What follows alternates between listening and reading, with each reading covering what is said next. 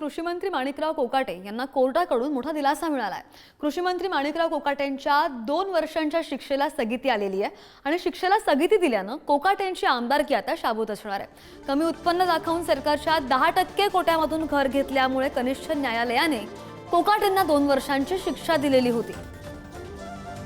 अपिलामध्ये जो आम्ही शिक्षेला स्थगिती मिळावी, कन्व्हिक्शनला स्टे मिळावा म्हणून जो अर्ज दाखल केला होता तो आता मेहरबान कोर्टाने मंजूर केलेला आहे आणि कोकाटे बंधूंची जी शिक्षा आहे त्याला अपील चालेपर्यंत स्टे दिलेला आहे। आतापर्यंत इतिहासामध्ये अशी काळ्या मंत्र्यांची, काळे धंदे करणाऱ्या मंत्र्यांची यादी रोज वाढत चालली आहे आणि म्हणून या सगळ्या मंत्र्यांना त्या ठिकाणी मंत्रिमंडळात किंवा मंत्री म्हणून राहण्याचा अधिकार आहे का?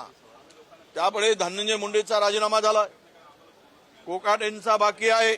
सत्य परेशान हो सकता है पर पराजित नहीं। खरं तर जसे साहेब कृषी मंत्री झाले त्या दिवसापासून तर ज्या दिवशी विरोधात निकाल गेला त्या दिवशीपर्यंत आणि त्याच्यानंतरही साहेब कंटिन्यू शेतकऱ्यांचे विभागीय बैठका असतील किंवा इतरही काही मीटिंग्स असतील या कंटिन्यू चालू होत्या आणि अतिशय पॉझिटिव्ह काम हे कृषी मंत्री म्हणून ते त्यांच्या कालावधीमध्ये करत होते। मात्र या निकालामुळे थोडा किती नाही म्हटलं तर एक सेटबॅक आम्हाला बसलेला होता, पण आज मेहरबान न्यायालयीन कोर्टाने आज आमच्या बाजूने निकाल देऊन आज स्टे देऊन एक खूप मोठा दिलासा आम्हाला निश्चितपणे दिलेला आहे।